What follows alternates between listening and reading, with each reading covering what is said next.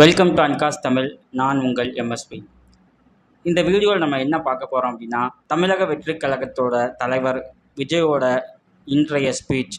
அது இப்போ அதான் வைரலாக போயிட்டு இருக்குது.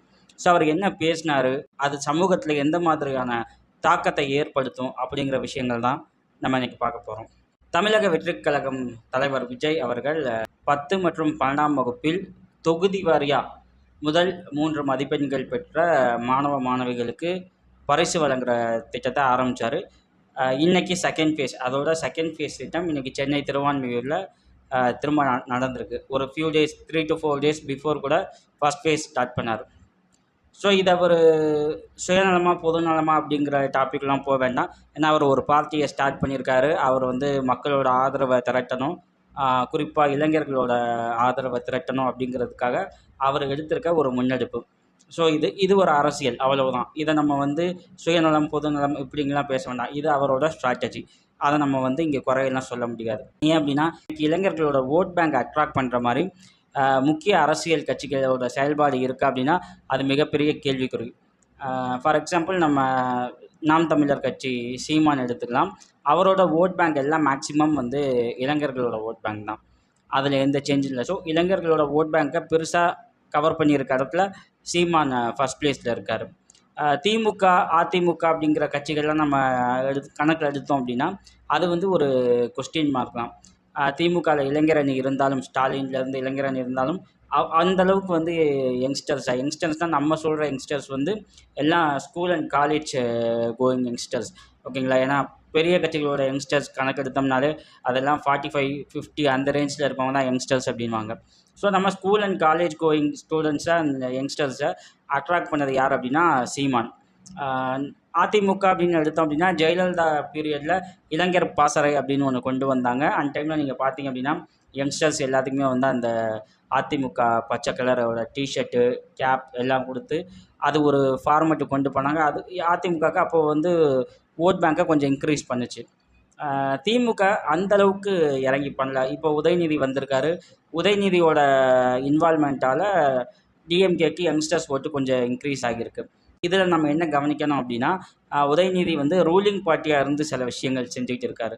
அதனாலே யங்ஸ்டர்ஸ் ஓட் பேங்க் இன்க்ரீஸ் ஆக வாய்ப்பு இருக்குது. ஆனால் சீமான் ரூலிங் பார்ட்டி கிடையாது. அவர் கண்டினியூஸாக அப்போசிஷன் பார்ட்டியில் இருக்கார். பட் இருந்தும் அவருக்கு யங்ஸ்டர்ஸ் ஓட் அதிகமாக வருது அப்படிங்கிறது தான் நம்ம இங்கே கன்சிடர் பண்ணணும். யங்ஸ்டர்ஸ் ஓட் பேங்க் அட்ராக்ட் பண்ண மற்ற லீடர்ஸ் பெருசாக திட்டங்களை செயல்படுத்தாத இந்த சூழ்நிலையில் விஜய் ஒரு முன்னெடுப்பை எடுத்திருக்காரு. இது எல்லாமே ஸ்கூல் அண்ட் காலேஜ் கோயிங் அந்த ஸ்டூடெண்ட்ஸை கனெக்ட் பண்ணி அவரோட பிளான் இருக்குது. அதை உண்மையிலே நம்ம பாராட்டணும். ஏன்னா அவரோட ஸ்ட்ராட்டஜி மற்ற கட்சிகளை கம்பேர் பண்ணும்போது கொஞ்சம் டிஃப்ரெண்ட்டாக இருக்குது. ஸோ ஸ்டூடெண்ட்ஸை கூப்பிட்டு பாராட்டி பேசி அவங்கள அப்ரிஷியேட் பண்ணும்போது பேரண்ட்டோட ஓட் பேங்க்கும் விஜய் பக்கம் ஷிஃப்ட் ஆகுறதுக்கான பாசிபிலிட்டிஸ் அதிகமாக இருக்குது, ஓகேங்களா? தன்னோட குழந்தைங்களை கூப்பிட்டு ஒரு அப்ரிஷியேட் பண்ணுறாங்க, ரெகக்னைஸ் பண்ணுறாங்க அப்படின்போது டெஃபினட்டாக அந்த ஸ்டூடெண்ட்ஸோட பேரண்ட்டும் விஜயை நோக்கி திரும்ப அதிக வாய்ப்பு இருக்குது. ஸோ இதெல்லாம் விஜயோட ஓட் பேங்கை இன்க்ரீஸ் பண்ணுறதுக்கான பாசிபிலிட்டிஸ் அதிகமாக இருக்குது. இப்போது விஜய் என்ன பேசினார் அப்படின்னு பார்த்தோம் அப்படின்னா, கடந்த பல ஈவெண்ட்டில் முக்கியமான நிறைய விஷயங்களுக்கு விஜய் வாய்ஸே கொடுக்கல. விஜய் அப்படியே பேசினாலும் பட்டும் படாமல் பேசிக்கிட்டு இருக்காரு அப்படின்ட்டு நான் உட்பட நிறைய பேர் விமர்சனமாக பேசிகிட்டு இருந்தாங்க.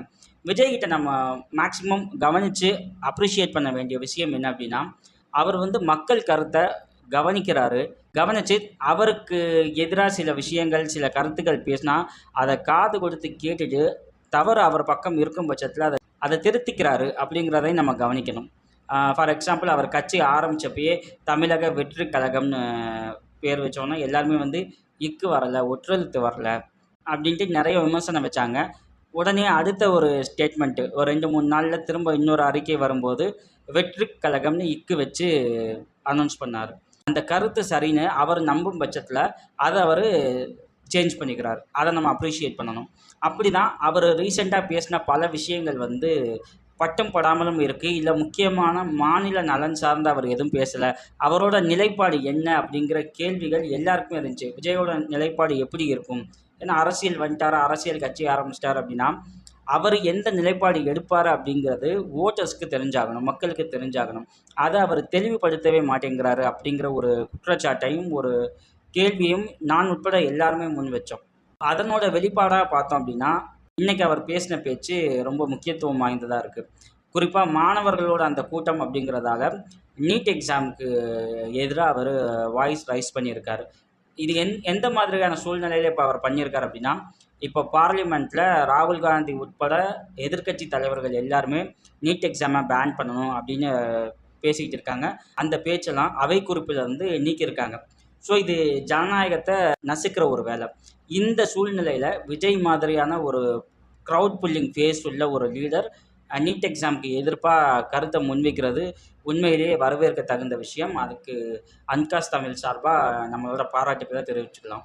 அது மட்டும் இல்லாமல் நீட் எக்ஸாம் தேவையில்லை அப்படிங்கிறது மட்டும் அவர் பேசாமல், கல்வி மாநில பட்டியலிருந்து பொது பட்டியலுக்கு போயிருக்கு, திரும்ப அது மாநில பட்டியலுக்கு வரணும் அப்படிங்கிற ஒரு கருத்தை முன் வச்சிருக்காரு.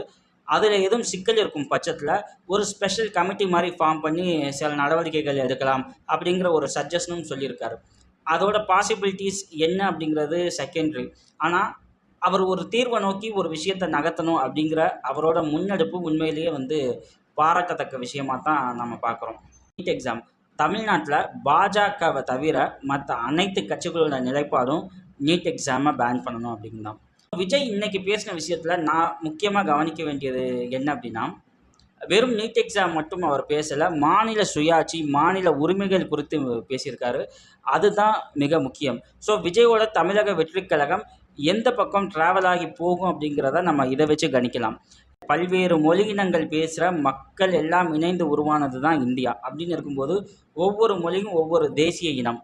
ஸோ அந்த மாநிலத்துக்கு என்ன தனி மொழி இருக்குது, தனி கலாச்சாரம் இருக்குது, தனி பழக்க வழக்கம் இருக்குது. அப்படின்னும் போது கல்வியும் அதை ஒட்டி தான் இருக்கணும். அந்த கலாச்சாரங்களை தெரிஞ்சுக்கிற கல்விகள் தான் நம்ம வந்து பேச. அதனால தான் கல்வி வந்து மாநில பட்டியலில் இருக்கணும் அப்படிங்கிறது நம்ம முக்கியமாக பார்க்குறோம். ஃபார் எக்ஸாம்பிள், பொதுப்பட்டியலுக்கு போச்சு அப்படின்னா நாம் நார்த்தில் இருக்க பல லீடர்ஸை பற்றி படிப்போம். எனக்கு தெரியல நார்த் சைடில் எத்தனை ஸ்கூலில் காமராஜர் பற்றி பாடம் இருக்கும் அப்படின்னு எனக்கு தெரியல. காமராஜர் ஒரு மிகப்பெரிய தேசிய தலைவர்.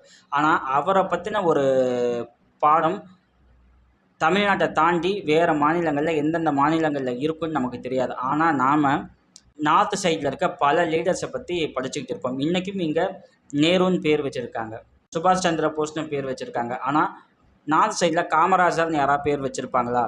தெரியாது. ஏன்னா காமராஜர் ஒரு தேசிய தலைவர் அப்படின்னு நாம் சொல்லலாம், அவங்க அங்கீகரிக்கிறாங்களா அப்படிங்கிறது ஒரு கேள்விக்குறியாக இருக்குல்ல. ஸோ இதெல்லாம் வந்து நம்ம கவனிக்கணும். அப்படின்னா கல்வி மாநில பட்டியலில் இருந்தால் தான் இந்த மாநில மக்கள் இந்த மண்ணுக்கான அரசியலையும் படிப்பாங்க. பொது பட்டியலுக்கு போச்சு அப்படின்னா மற்ற லீடர்ஸை பற்றி நாம் வந்து தெரிஞ்சுக்க திணிக்கப்படுவோம். அதனால் கல்வி எப்போயும் மாநில பட்டியலில் இருக்கணும் அப்படிங்கிறது நம்மளோட நிலைப்பாடு. அதை இன்றைக்கி விஜய் அவரும் வந்து அவரோட நிலைப்பாடாக வெளிப்படுத்தியிருக்காரு. அது உண்மையிலேயே பாராட்டத்தக்க வேண்டிய விஷயம்.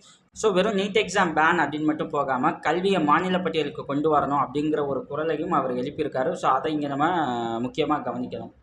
ஸோ விஜயோட ஓவரால் இன்றைக்கி ஸ்பீச் உண்மையிலேயே வந்து மக்களோட ஆதரவை வெகுவாக திரட்டுற அளவுக்கு அமைஞ்சிருக்கு. ஏன்னா அவரோட நிலைப்பாடு என்னவாக இருக்கும், அவர் எந்த ரூட்டில் அவர் கட்சி ட்ராவல் ஆக போகுது அப்படிங்கிற பெரிய கன்ஃபியூஷன் மக்களுக்கும் இருந்துச்சு, நிறைய பத்திரிகையாளர்களுக்கும் இருந்துச்சு. அதற்கு ஒரு சின்ன கேட்வே அவர் ஓப்பன் பண்ணியிருக்காரு. தமிழக வெற்றிக் கழகம் இந்த வழியில் தான் போக போகுது, மாநில சுயாட்சி பேசும், மாநில நலன் பேசும் அப்படின்ட்டு அவர் வந்து வெளிப்படுத்தியிருக்காரு. நீட் எக்ஸாம் பற்றி பேசும்போது இன்னொரு முக்கியமான விஷயத்தையும் பேசியிருக்காரு. இப்போ ரீசெண்டாக தமிழ்நாடு சட்டப்பேரவையில் நீட் தேர்வுக்கு எதிராக ஒரு தீர்மானம் கொண்டு வந்திருக்காங்க, திமுக அரசு கொண்டு வந்துச்சு.